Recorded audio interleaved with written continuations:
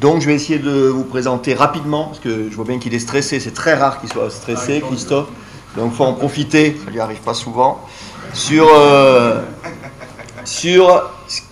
l'Institut de formation des entraîneurs de rugby et le petit projet qu'on a lancé sur lequel on a beaucoup travaillé, avancé grâce au soutien de Spiral depuis de très nombreuses années.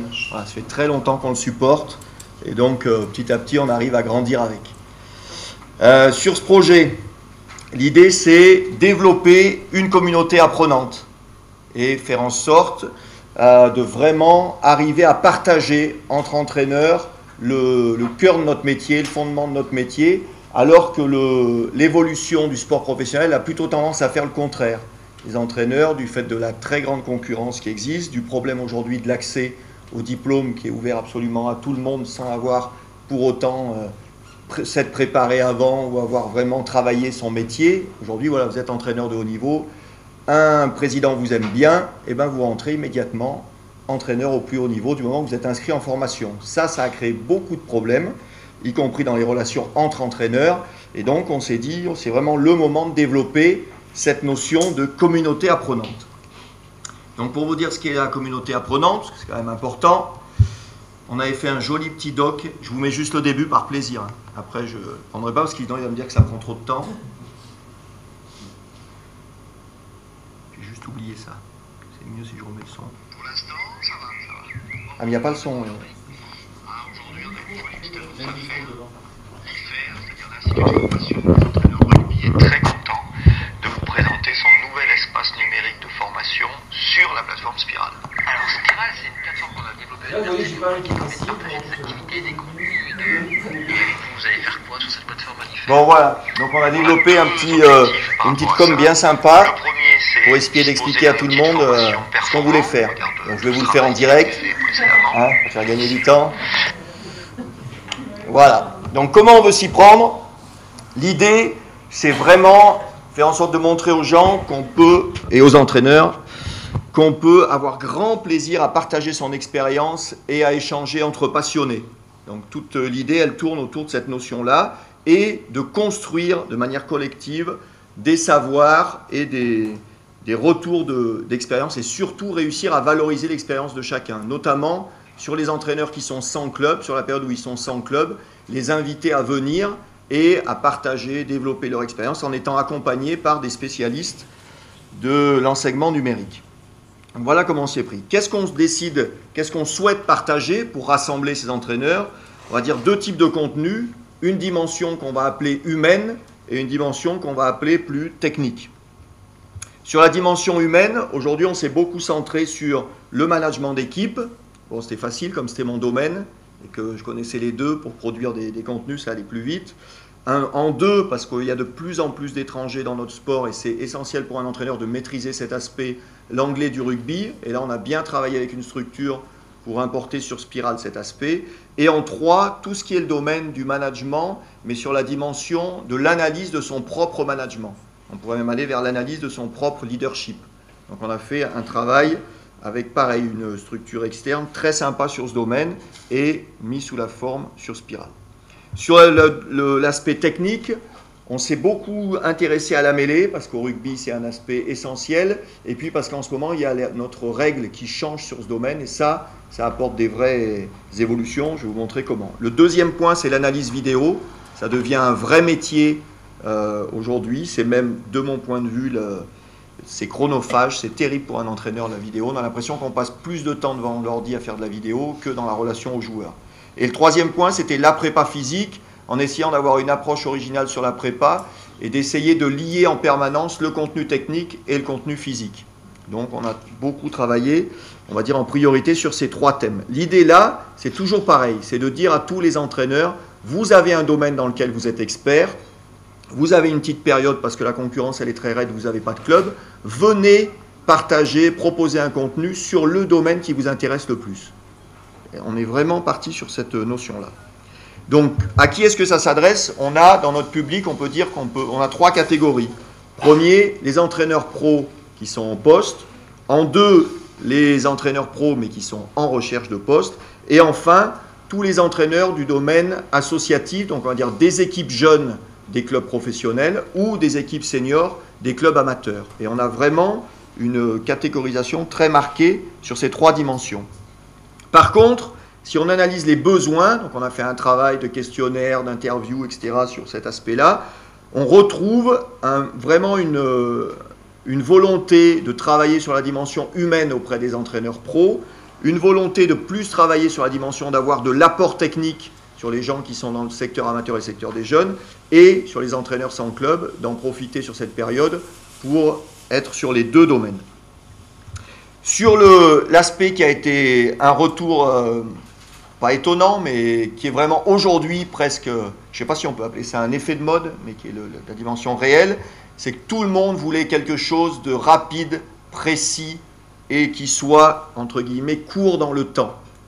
Les gens ont de plus en plus de mal, d'une part, à s'imaginer que faire de la formation, c'est revenir sur un banc d'école et être sur ce qu'ils ont connu à l'école. Bizarrement, il n'y en a pas beaucoup à qui ça plaît.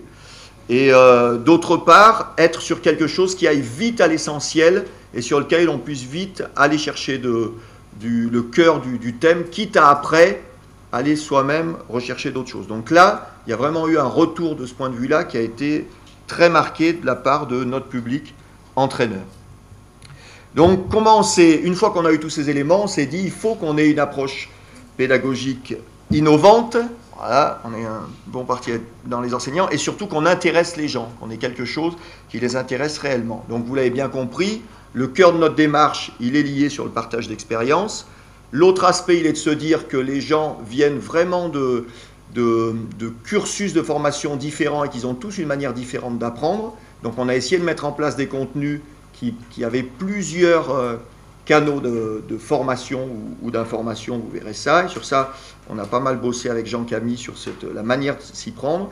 Et enfin, avoir du plaisir, ne pas avoir cette image de l'école rébarbative, mais avoir du plaisir à jouer avec le contenu et à jouer avec l'outil. Donc toute l'idée, elle est là-dessus. Mais pour intéresser ces entraîneurs qui ont tendance à se refermer, évidemment, on va dire que toute la notion, ça a été la notion de désir.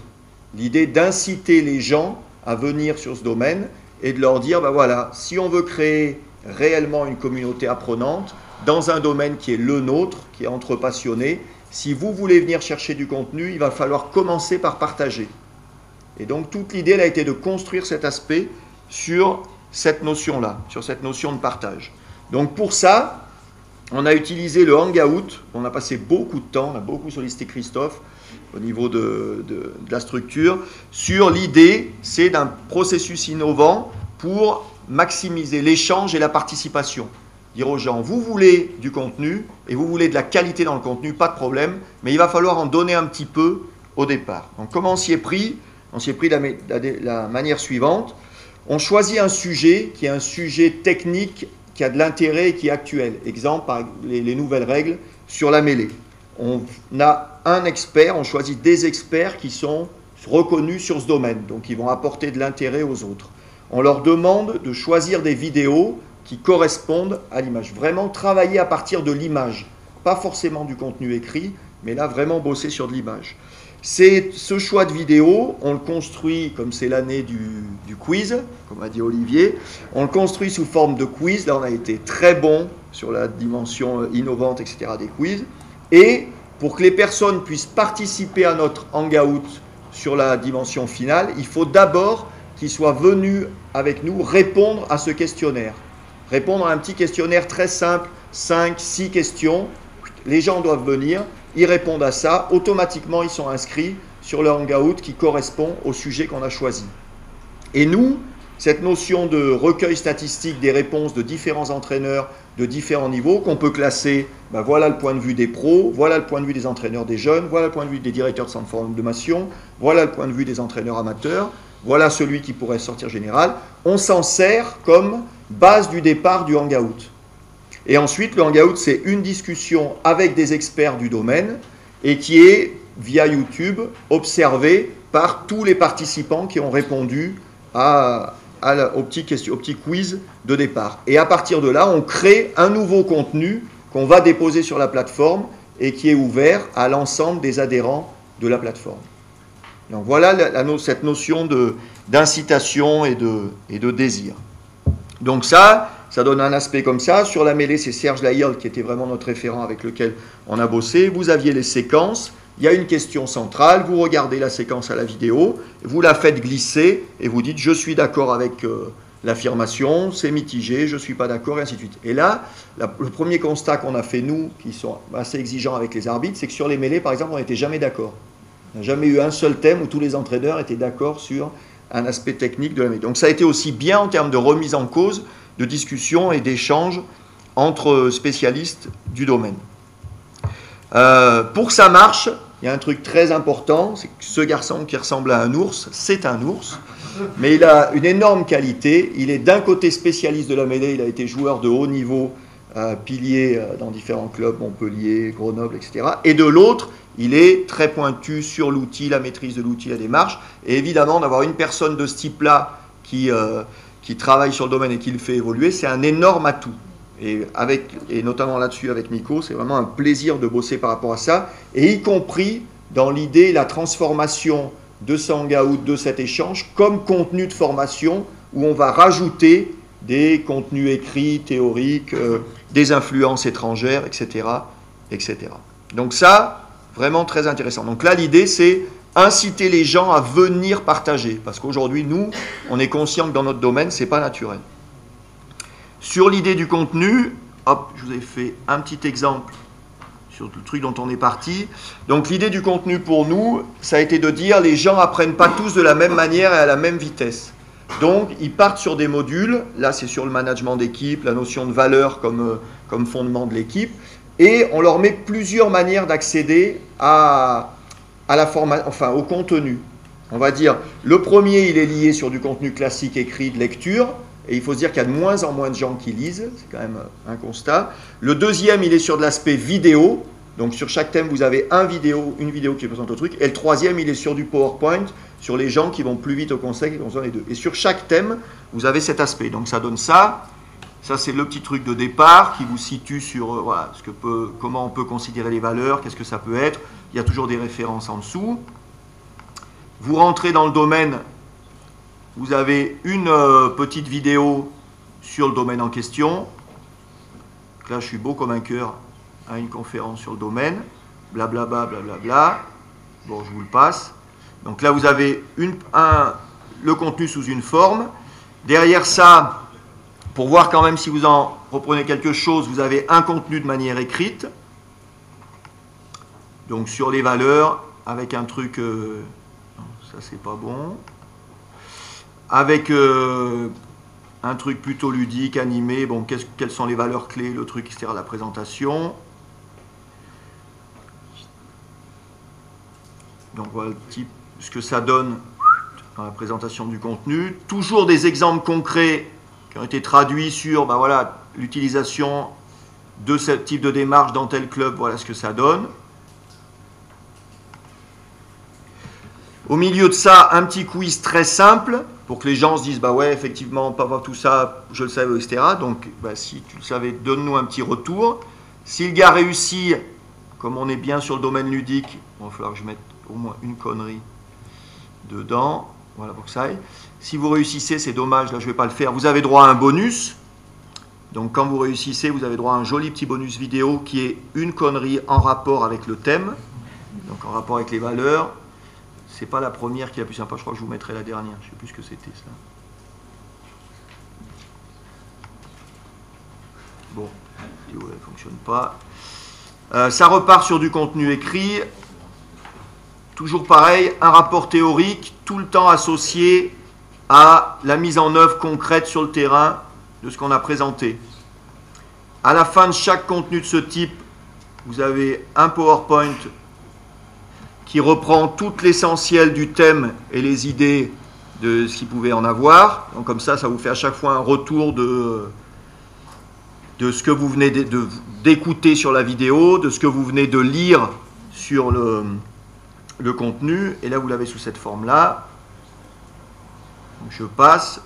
Un deuxième questionnaire sur le thème par rapport à ce qu'il peut être. Hop.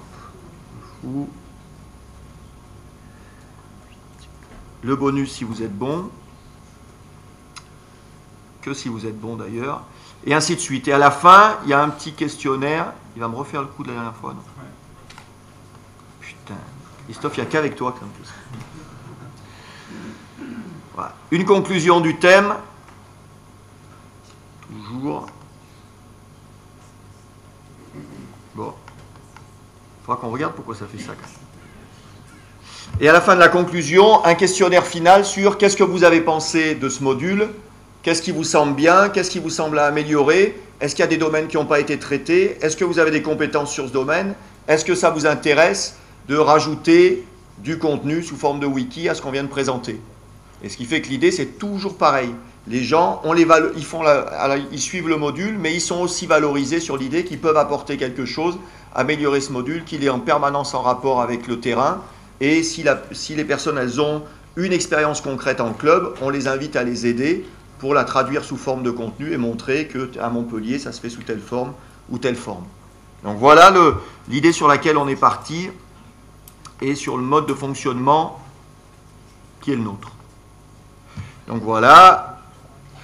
Nos perspectives, ça a été de se dire aussi par rapport à la forte demande des entraîneurs sans club, de se rassembler avec l'ensemble des autres sports co-professionnels et de dire qu'on avait un bon truc à faire, à travailler ensemble sur le retour à l'emploi. Parce que c'est quelque chose qui n'est pas du tout développé, qui n'existe pas, notamment sur la notion de Pôle emploi. Donc on s'est adressé à Pôle emploi pour être référencé, ce qui vient d'être fait par la structure, par les ACDIC, et de dire on va monter un module sur 10 mois pour aider un entraîneur de hand, de rugby, de foot, de volley, de basket et des sports de combat qui nous ont rejoints à rentrer dans un module de formation de ce type-là, sous cette forme-là, pour retrouver au mieux de l'emploi, avec un aspect très important, le réseau que chaque syndicat d'entraîneurs pro possède pour aider l'entraîneur à aller sur le terrain, partager de l'expérience avec les entraîneurs qui sont au plus haut niveau.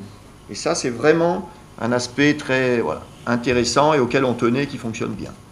Ça, c'est notre philosophie, on va dire, générale sur le plan de la manière dont on a essayé de construire cet aspect. Et ça, c'est l'état d'esprit qui nous est cher. Voilà, joli poète de Manosque. Je crois que j'ai tout fini. Tout bon? Ah bah c'est tout bon là. Impeccable. C'est tout bon? Ouais. Tu la partages après? Ouais. Ah bah, je vous ai mis en annexe, pour ceux que ça intéresse, les contenus précis de chaque module et de chaque truc et de ce qu'on a fait là sur les 10 mois vers l'emploi. T'as mis ça sur ton slide share? Ouais, pas encore. Mais...